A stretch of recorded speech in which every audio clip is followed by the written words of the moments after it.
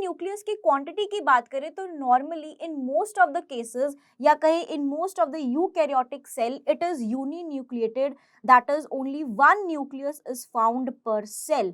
हर एक सेल में एक ही न्यूक्लियस पाया जाता है।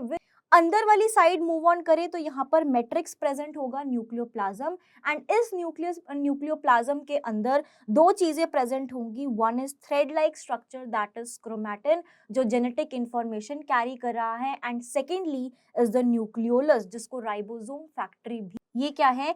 एक सिंगल क्रोमोसोम। अब इस क्रोमोसोम के क्या क्या पार्ट है? एक ऊपर वाला क्रोमैटिड, एक नीचे वाला क्रोमैटिड जिसको हमने क्या बोला है? Sister chromatids. इसको हम और क्या नाम बोल सकते हैं? Sister chromatids. बीच में कंडेंस्ड फॉर्म में प्राइमरी कॉन्स्ट्रिक्शन प्रेजेंट होता है जिसको हम सेंट्रोमियर के नाम से भी जानते हैं।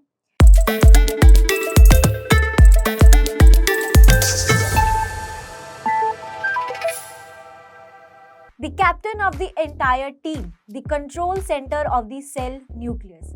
Hello students, welcome to the session. आज के इस सेशन में हम डिस्कस कर रहे हैं cell the unit of life chapter में से एक बहुत इंपॉर्टेंट ऑर्गेनेली जो कंट्रोल करती है कंप्लीट सेलुलर एक्टिविटीज को। That is we are going to discuss about nucleus.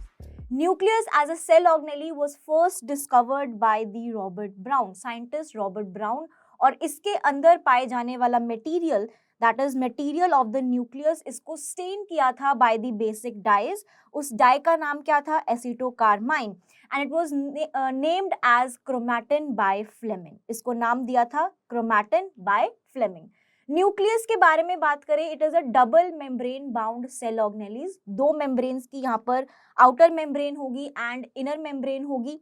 Dense protoplasmic body है which controls all the cellular metabolism. जैसे हमने पढ़ा, अभी देखा कि ये कंट्रोल सेंटर है पूरे सेल का। जो भी यहाँ पर एक्टिविटीज होती हैं वो कौन कंट्रोल करने के लिए रिस्पॉन्सिबल है? That is nucleus, and encloses the genetic information of the cell in form of chromatin.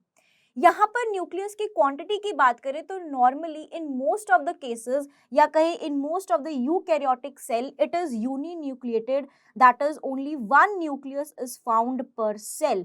हर एक सेल में एक ही न्यूक्लियस पाया जाता है विद फ्यू एक्सेप्शंस। अब देखते हैं कि अगर टू न्यूक्लियस है उसको बाई न्यूक्लिएटेड बोलेंगे। अगर यहाँ पर टू न्यूक्लियाई प्रेजेंट है, for example in case of paramecium, multinucleated यानी कि many nucleus are found in case of few fungi, and अगर न्यूक्लियस एब्सेंट है उसको बोलते हैं enucleated cells, for example erythrocyte that is mammalian erythrocytes and phloem sieve tube cells. तो ये कुछ है uninucleated. Most of the eukaryotic cells ज्यादातर एक ही न्यूक्लियस पाया जाता है पर सेल। दो होंगे पैरामीशियम में, multi nucleated that is many nucleus होंगे इन फ्यू फंजाई, एंड कईयों में ये न्यूक्लियस एब्सेंट भी होता है, फॉर एग्जांपल मैच्योर आरबीसीज या red blood cells and phloem sieve tube sales. इसके स्ट्रक्चर की बात करें तो यहाँ पर सबसे पहले आती है outermost nuclear membrane, then inner nuclear membrane, और इन दोनों के बीच में पाई जाती है perinuclear space which is about 10 to 50 nanometres. और ये तीनों layers that is outer membrane, inner membrane and perinuclear space ये कंप्लीट स्ट्रक्चर बना रही हैं न्यूक्लियर एनवेलप। इसके अलावा यहाँ पर न्यूक्लियर पोर्स होते हैं। Nuclear pores are the structure जहां से मटेरियल न्यूक्लियस के अंदर जा सकता है एंड न्यूक्लियस से बाहर वो मटेरियल आ सकता है।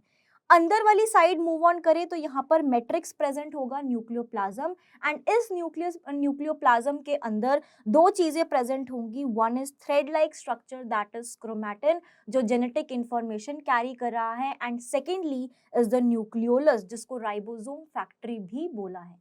इसको राइबोसोम फैक्ट्री क्यों बोला है अभी कुछ ही टाइम में हम इसको डिस्कस करेंगे।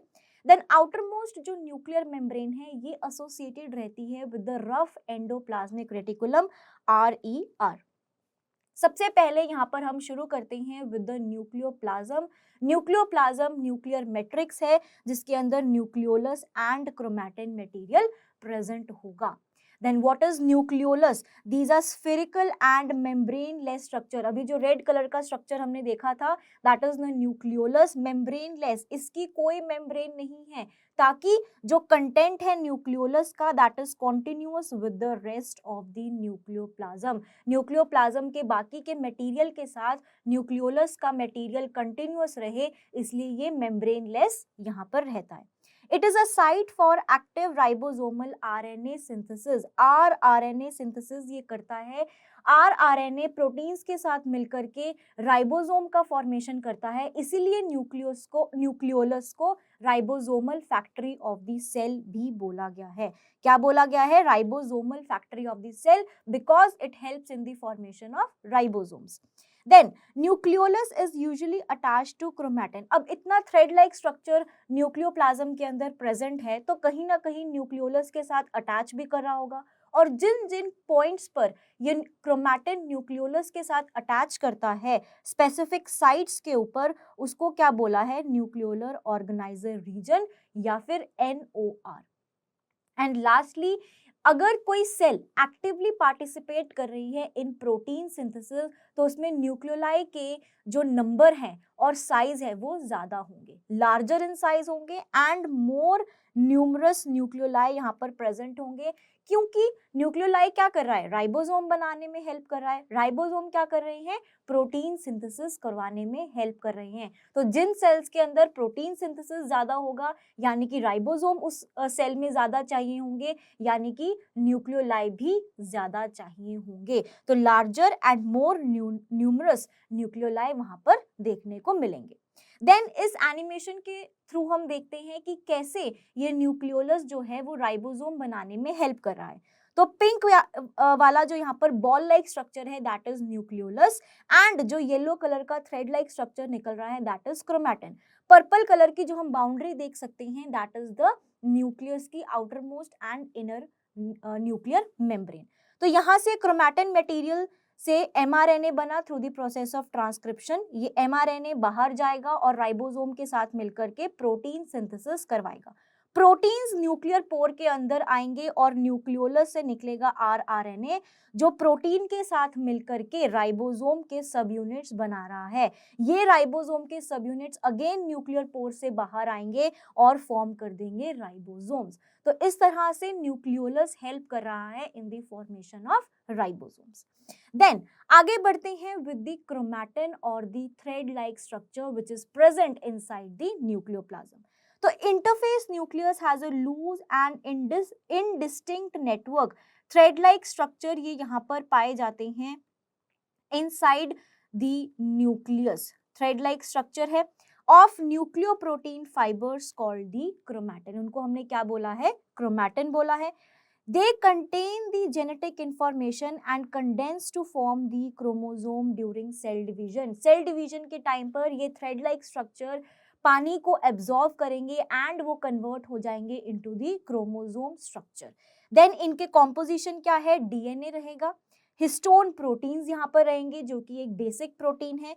इसके अलावा बाकी के protein that is non histone proteins रहेंगे, एंड RNA भी यहाँ पर पाया जाता है इन क्रोमैटिन। Then chromosomes. अब क्रोमैटिन को जब हमने कंडेंस करवाया ड्यूरिंग द सेल डिवीजन, वो किस में कन्वर्ट हो जाएंगे? क्रोमोसोम में। इसीलिए क्रोमोसोम्स को हम और क्या कह सकते हैं? These are highly condensed form of the chromatin. चीज सेम है, सिर्फ वहां पर कंडेंसेशन हो रहा है, क्रोमैटिन से क्या बन गया? क्रोमोसोम्स वहां पर बन गए। They can be best studied at the metaphase stage. Metaphase stage में ये साइज इनका सबसे शॉर्टेस्ट होता है, इसीलिए मेटाफेज में इसको सबसे इजीली हम स्टडी कर सकते हैं। और अगर इनकी शेप की बात करें तो शेप को हम एनाफेज स्टेट में, जो मेटाफेज के बाद आती है एनाफेज स्टेज में, हम उसको अच्छे से स्टडी कर सकते हैं। Complete set that is the haploid number of the chromosome, N denotes the haploid set, is inherited as a unit from one parent is called as genome. अब for example अगर हम humans की बात करें, यहाँ पर humans के अंदर 46 क्रोमोसोम्स प्रेजेंट होते हैं, राइट? कितने क्रोमोसोम्स प्रेजेंट होते हैं? 46 क्रोमोसोम्स प्रेजेंट होते हैं, which is the diploid number, या जिसको 2n से डिनोट कर सकते हैं। अगर मैं यहाँ पर जीनोम की यहाँ पर बात करती हूँ तो genome is the haploid set या फिर सिर्फ 23 क्रोमोसोम्स वहां पर रह जाएंगे। तो 23 क्रोमोसोम्स की यहाँ पर बात करें, क्रोमोसोम्स की अगर हम यहाँ पर बात करें तो that is the haploid set, और इसी को हमने क्या बोला है, जीनोम। तो genome is the complete set of chromosomes which is inherited from one parent. Then single human cell has approximately 2 metre long thread, 2 metre long thread यहाँ पर होता है inside a single human cells, जो अपने आप को distribute कर लेता है अमंग द 46 क्रोमोसोम या 23 पेयर्स ऑफ क्रोमोसोम।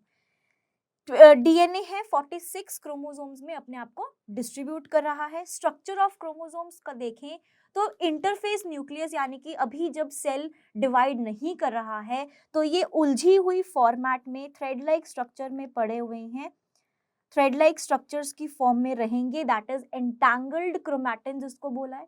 जब सेल डिवीजन स्टार्ट होना होगा तो ये अपने आप को, पहले आप इसको ऐसे समझ सकते हैं कि उलझा हुआ धागा है, उस उलझे हुए धागे को पहले हम यहाँ पर सुलझाएंगे, दैट इज अनटैंगल्ड क्रोमैटिन की फॉर्म में उसको लेकर आएंगे। देन ये अनटैंगल्ड क्रोमैटिन जो है वो कन्वर्ट हो जाएगा इनटू अ क्रोमोसोम, जिसका हम नॉर्मल स्ट्रक्चर कैसे बनाते हैं, दिस।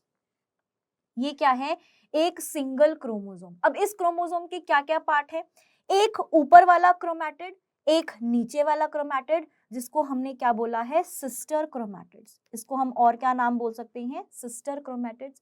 बीच में कंडेंस्ड फॉर्म में प्राइमरी कॉन्स्ट्रिक्शन प्रेजेंट होता है, जिसको हम सेंट्रोमियर के नाम से भी जानते हैं।